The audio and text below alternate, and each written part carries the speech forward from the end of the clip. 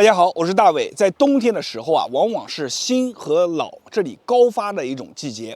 然后在我们这里呢，有一句话是这么说的啊，很多老头老太太一到冬天就会说，哎呀，天气冷了，老天又开始怎么样收网了，很多人熬不住的就一起跟着一起往上走了。为什么会如此频繁呢？其实，在冬天的时候啊，我们大多数人他的这个里面的小管道啊就比较的脆弱，再加上冬天天一冷，热胀冷缩，那么有很多人他熬不住，那自然很多一些问题啊就频频的发生。所以呢，在这个季节当中，我建议大家两个地方要保暖。第一个是我们的头部，出门一定要戴帽子，回来的时候呢，这个帽子也别急着下，过个2-3分钟再把帽子下掉。脚底也是一个非常重要的地方，我们说寒从脚起。脚底这个地方要穿上厚厚的袜子，但是光靠保暖不够。咱们有很多人冬天穿的非常的多，但是依然能感觉到外面的风嗖嗖的往里面去钻。为什么呢？就是因为自己身上的火苗啊不足了。怎么办？那么在这里啊，给大家分享一个非常好的动作。这个动作啊就叫做超慢跑。超慢跑这个动作啊，不需要到户外，咱们在室内的时候就能把它做起来，而且做完以后身上微微出汗，心跳的一个频率呢也是在一个非常好的范围之内。所以超慢跑这个动作非常适合咱们中老年人群体去做。那么这个动作怎么去做呢？接下来我把这个动作演示给大家，大家如果感觉好的话，评论区下方打上有用2个字。好了，我们一起来看动作怎么去做。那么首先呢，超慢跑这个动作非常类似于我们原地小跑，但是也有些不一样。我从侧面给大家演示一下，大家可以看一下啊，我们把我们的腹部收紧，我们的背挺直，然后慢慢的迈出我们的步伐，慢慢的跑动起来。啊，腹部收紧，逐渐的跑动。那么这个动作，很多朋友一看啊，说大伟，你这个动作太简单了啊，不就是原地慢跑吗？其实不是的啊。讲一下这个动作的细节。首先，大家一定要注意看我的脚啊，脚一定要使劲的往前去抬。那么我们要有一种脚趾抓地的感觉。同时呢，这个手啊尽量往后摆，头往上看，然后我们不断慢慢的去交替。去找到这个动作的感觉啊，不断的慢慢来，慢慢找到脚趾抓地的感觉，头抬起来，手呢越摆越大，然后慢慢找到感觉以后，开始把动作形成1、2、3、4、5，然后把我们的身体放松，腹部一直要保持收紧的状态，然后开始跑动起来。所有的朋友们啊，咱们这个动作去做的时候，它的要求就是腹部一定要紧收，千万别把整个腰啊这么弯着或者肚子挺出来，这样不行。腹部收紧了以后，慢慢跑起来啊。每天去跑上多长时间呢？一般是3分钟，我们为一组，你跑上个2到3组就行。而且在这里呢，有一个技巧要给大家去说，就是我们的心跳速率。有很多人啊，年龄比较大了。他做这个动作呢，他总是感觉到好像，这个有点跟不上来，对不对？这个时候是什么呢？你就要把你的跑步速度放慢。那么什么是一个比较好的心跳节奏呢？就是说我们在做这个动作的时候，可以正常去讲话。那么这个心跳速率呢，就是大概在120左右，这是一个非常好的心跳速率。所以呢，我们就在做的时候，你能保持到这个呼吸的均匀，同时呢，讲话你的节奏不会喘，也不会被打乱。这就是一种非常好的状态。那么我们慢慢随着我们的锻炼加强，时间可以加长啊。看电视的时候，你跑个5分钟啊、6分钟都没有问题，就这样慢慢跑起来就行。好了，今天这个动作啊，咱们就分享到这里。感谢所有家人朋友的观看，没有关注的朋友们记得把关注点上，同时感觉好的朋友们把视频下方的赞给点上。那么在别人那里呢，或许是不传之秘，在大伟这里都会毫无保留的分享给大家。我是大伟，感谢大家观看和支持，谢谢大家。大家好，我是大伟。孩子的个头偏矮，家里面人啊就会特别的担心，特别是每当接孩子放学的时候，发现同学的个子啊都比孩子高上一个半个头，心里面更加焦虑了。其实不必这么焦虑。我们一般来说，身高啊它是有遗传的，60%啊它是靠遗传，40%呢就是靠日常后天的一些点点滴滴。那后天的点点滴滴，我们说啊分为哪几类？一个是运动类，一个是饮食类，还有一个单独讲叫睡眠，就这3大类，自己找原因嘛。那么我们前面的这种遗传的上面的问题，我们改变得了吗？改变不了。一般来说，比如说父母身高都还可以的，他遗传的话，它有一个正负8厘米的一个上下限啊。他如果说接近他的上限，那孩子长得就快；如果说他正好是接近下限的，那孩子长得可能就慢一些。但是我们依然可以通过后天的一些点点滴滴进行干预。那么后天的这里呢，我们无非是3种。第一种就是饮食。饮食这里的话，大家一定要注意啊。首先就是蛋白质的补充，蛋白质啊，咱们要多去补充。蛋白质是一种基础的物质，比如说我们头发当中，你捏一下，这个里面就有角蛋白啊。身体当中，你只要在肌肉的合成当中，它就需要蛋白质，所以蛋白质是非常重要的。而且呢，现在咱们大多数人家里面啊，孩子啊是不缺蛋白质的，就是看他肯不肯吃。很多小孩子啊，他是不肯吃，他挑嘴，这也是一个问题。所以呢，我们家里面人啊，就要多费一些心，把这个营养啊弄得均衡。蛋白要选择高的优质蛋白，比如说鱼虾肉奶蛋，这些都是优质蛋白。同时呢，要配合这个碳水化合物。什么叫碳水化合物？比如说我们这些精粮啊、米面都是碳水化合物，这些东西啊都要搭配在一起去吃，再加上一些维生素的补充，这样的话孩子能达到一个营养的均衡。一般来说，大多数家庭里面的饭菜啊摄入量基本上是满足的。然后呢，重点是放在后面2位，这2位啊，很多家人在上面是踩了不少大坑。一个是什么？一个就是运动。运动上面啊，你会发现现在的孩子啊，他运动普遍较少，而且有的孩子啊，现在就是能休息的时候啊，他抱着一个手机，他就不愿意运动。这个是很多家长啊的一个就心里面都会发现的一点。孩子的运动啊，它是天性，一定要让他多运动。但是这个运动呢，不是说你运动的时间越长越好，反之。有的小孩他的身体啊，自小来说就相对于弱一些，你让他去运动，他运动只要一过量啊，接着你看就3、5天就不对劲了，然后呢，你就紧接着家里面人就跟着后面忙，后面也不敢让他吹风了。所以运动应该怎么运动？你记住了，你让他在家里面都可以去做，就去做跳高训练啊，去给他墙上画一条线，让他去摸，每天跳多少下。同时呢，让他可以去练习折返跑。什么叫折返跑？比如说我们的客厅啊，让他从 A 点跑到 B 点，再从 B 点摸一下地跑到 A 点，就这样反复的去跑。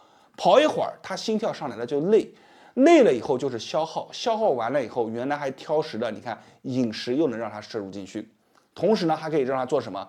就是深蹲起跳，让他慢慢的蹲下来往上去跳。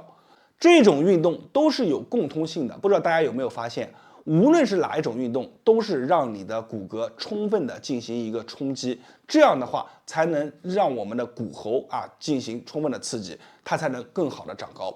所以呢，我们骨骼的结构啊，必须要让它进行一个冲击，这样对孩子的生长发育啊是非常棒的。在竞技上面的运动，比如说打篮球，打篮球也不是让你傻傻的站在那投篮，一定要去进行充分的一些对抗。啊，比如说跑啊、跳啊，包括跳绳啊，都是非常好的运动，在家里面都能去做。然后呢，运动这一块的话，大家家里面啊做做功课就行。主要后面还有一个重点是什么？就是睡眠。睡眠这一块啊，很少有家长关注得到。你看，我们管得了他白天，管不了他晚上。有的小孩是什么？这个地方经常痒，痒了以后呢，就感觉啊难受，一难受好了，晚上就翻来覆去的啊，他这个质量啊，它不达标。我们讲很多的这个重要的，比如说生长素啊，都是在睡眠当中出来的。你不可能在白天运动的时候出来，所以在睡眠当中，一个是要给他昏暗的环境，把这个灯给他关掉；第二个，让他的睡眠啊，要让他怎么样变实，不要让他那么虚。有的孩子啊，他自己小的时候啊，小孩子他也会烦，他会烦他的学习，他会焦虑。所以呢，在这个时候，家长啊，不要对他在这个学习上面的压力啊，给他很大。给孩子压力一旦大了以后，他一焦虑了以后，有的时候啊就会翻来覆去睡不着，也会影响里面的一个环境。所以呢，我们给他一个好的睡眠环境以后，让他好好的睡觉，同时夜里面啊没事的时候多观察观察。比如说，如果是这里有问题的话，你要及时啊，对不对？有什么问题发现呢，我们就要及时。然后同时呢，你要记住，这个孩子的学习压力大了以后，你一定要什么呢？要让他放松心情啊。他这里紧张，你在这里在催着，他就会更紧张。一紧张了以后，晚上好了7、8个小时也睡不好。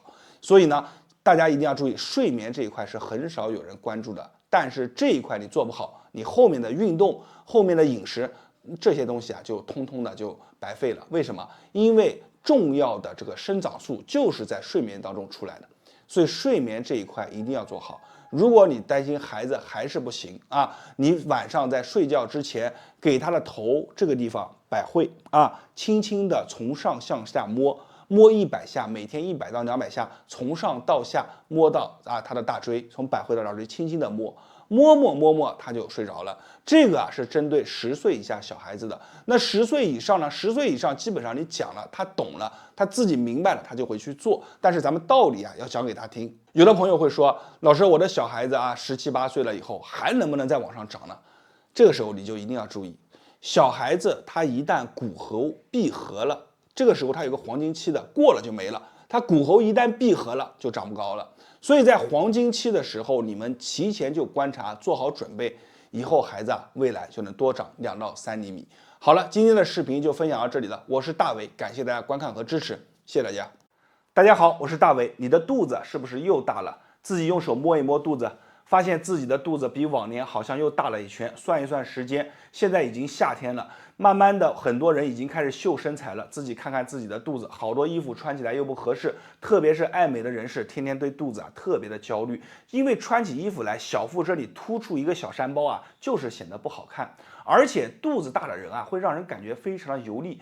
咱们很多的人是特别爱美的，还有很多人是特别重视健康的。你要知道，肚子大了就代表着里面的脂肪越堆越厚，里面的内脏脂肪多了，对于我们整个健康状态也是不好的。所以很多人就想把这个肚子上面的肉给它甩得干干净净。其中呢，不乏去参加了一些运动参加了跟着直播去练，每天坚持去跑步。这些人很多人他都能发现自己瘦了，瘦的是哪里呢？四肢都瘦了，就唯独这个肚子变化不大。嘴巴有的人也会控制，控制完以后发现这个嘴巴其实虽然控制了，但是肚子上面的赘肉却一点不见减少，这是为什么呢？你记住找2点这2点原因往往是混合在一起的，是哪2点？一个就是你的带脉堵上了，二个就是你的湿气重了。带脉是什么？自古以来，带脉被称之为美人带，什么意思呢？就是你要想你的腰间想要变得非常的纤细你的带脉就要去通。这个带脉这里我们可以通过一些手的方式把它抓通。二个呢，就是你的水气重，湿气重，湿气重它就会聚多为痰，痰喜欢滞留在我们的腰腹部，因为这里是我们整个日常当中活动最少的地方，它只要聚在这里，聚久了，慢慢的你的整个局部的代谢能力都会变慢，它就会逐渐的堆积我们身上的脂肪，堆积肉。所以今天我会教你一个非常好的方法，这个方法你去坚持去用上一个30天，你会发现整个状态完全不一样，而且你的不论是身上的湿气还是你的带脉都会打开。好了，咱们话也不多说，直接把干货分享给大家。这一套方法是一动一静相结合，1+1大于2，一定要配合在一起去用。我们先看第一个，首先呢就是第一个动作，开带脉。怎么去开？我们把我们的手成这样的一个形状把我们的4指你看并在一起，这里呢形成一个小平台，看到没有？把这个小平台贴在我们的肚脐两侧往外去拉，就这样慢慢的去拉，多少下？50下就这么去拉，逐渐的把这里给拉松。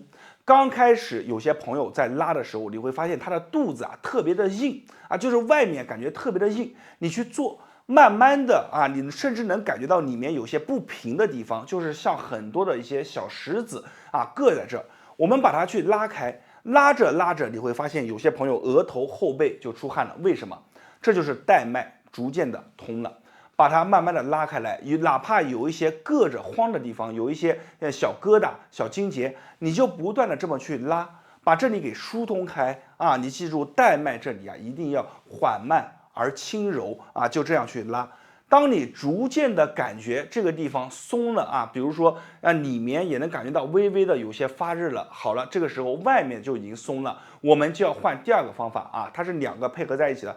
第二个方法是什么呢？我们假设我的左侧，这是我的左侧，我们把我们的手从我们的肚脐这里，你看压进去，往外这么去推，1、2、3、4，这个手你们注意看你看跟着一起，你看往我的这侧外侧去推，这么去推。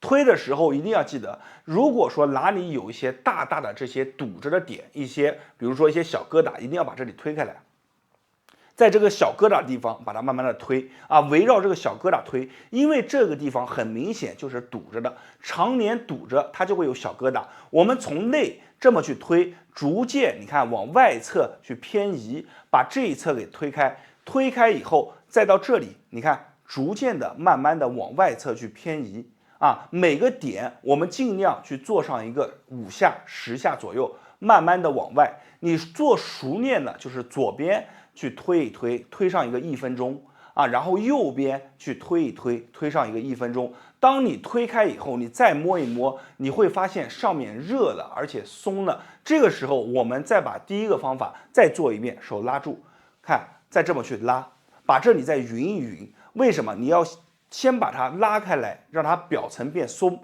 再把深层的一些我们讲堵着的点给解开，最后再把它拉一拉，让里面变得更顺畅。这就是把我们带脉的一个强行的打开的方式。做完以后，你会感觉有的朋友会打嗝，有的朋友肚子里面咕噜咕噜响，有的朋友啊会感觉这个肚子上面啊热乎乎的，很舒服，这就是推带脉啊，把这里给打开。这个动作我们一般一套流程下来，也就是3分钟左右的时间。做完以后，额头后背出汗了，那就是非常棒了。推带脉这个动作啊，它是一个动法，你可以把它理解为是一种运动，把我们局部的循环代谢的开关给打开。那么在动法之上呢，其实还有一个方法，就是静法，这两者要结合起来。静法是什么？就是把我们藏留在这里的一些水气啊、湿气啊，给它请出去。因为很多人因为带脉长期不通，这里啊就聚留了很多的水湿之气，而这些水湿之气早已聚多成痰，在这里困着扰着。你减肥瘦身成功不了，很多地方受不了，就是因为它的水湿之气在这里困着。那么这个时候咱们就要用到这个静法。静法是什么啊？你记住，人人家里面都有，人人都可以用，是一个非常厉害的一个小丸子啊。我给大家分享一下，咱们家里面准备3样物品啊：艾绒1小撮，花椒6到7粒，再加上桂圆肉1颗。把这3样啊搓成一个小丸子，怎么去搓呢？放在研磨罐里面捣碎，捣碎了以后加入蜂蜜，蜂蜜啊要适量，你不能加多，加多的话它就稀了，加少的话它就凝成块，成不了丸。我们把它加到适量啊，一边加一边和，搓成小丸子以后，这颗小丸子每天晚上睡觉之前就贴在我们的肚脐当中，同时呢，在双脚脚底的涌泉也要各贴1颗。就这3个点把它贴上，你身体当中的水湿之气啊，它就存留不了。马上啊，正好进入3伏天，你在这个时候去做，你会发现事半功倍。这个小丸子为什么好？大家一定要记住啊，水湿之气你要想把它请走是非常困难的。但是如果说你能把你的局部的太阳给它升起来，它和水湿之气是对头，太阳只要一起来，这些水湿之气是一刻都不敢留，慢慢的就没有了。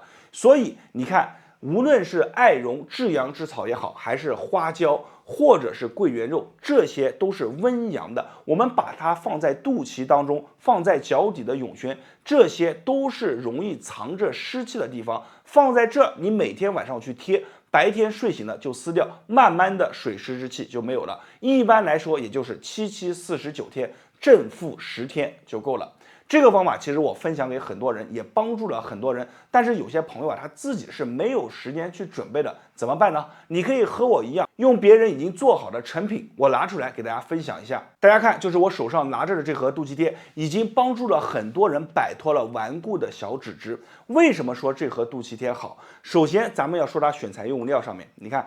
打开以后，轻轻一闻，你会闻到味道非常的浓郁，味道越浓郁，说明里面的选材用料啊就越真。同时呢，这个小丸子它给的料很足，有哪些料呢？你看都在上面写着啊，给大家读一下啊。你看，艾草、桂圆、花椒、陈皮、白芷、生姜。这些扶阳6君子啊，我们把它组成的这个小丸子，每天晚上睡觉之前就贴在肚脐当中，用它送的这颗封贴纸，把它放好。就这么贴在肚脐当中，双脚的涌泉也要把它贴住。这3个地方只要贴住了，而且你记住是在夏天的时候贴住了，就是事半功倍。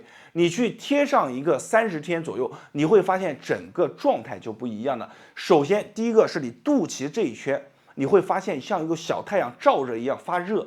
有的朋友贴完以后啊，肚脐这里啊热乎乎的，感觉非常的棒。然后额头、后背，包括有的朋友啊，他会往厕所里面跑，这都是正常的。前面2到3天或者3到4天都会有一些排他的一些反应。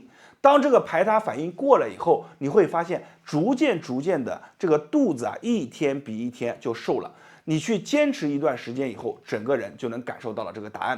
而且这个肚脐贴我分享给很多的粉丝朋友们，有些粉丝朋友们啊做完了以后，把他们的照片对比也发给我看，我看完以后真的是替他们开心。为什么呢？有些人啊真的是为了减少肚子上面的肉啊，嘴巴也跟着去受苦了，脚啊也是跟着受苦了，运动也做了，饮食也做了，结果呢却没有踏到一个正确的点。为什么？就是你的带脉没通，你的水气大，导致了肚子上面啊胀胀的啊，这个地方总是坠的啊，消不掉。你用了咱们今天分享的方法，先通，把局部的这个代谢开关先打开，再用这个肚脐贴贴在里面，从深层给它把这些寒的、湿的、不好的东西给它请出体外，逐渐的它就小了。这是今天给大家分享的一个非常好的方法，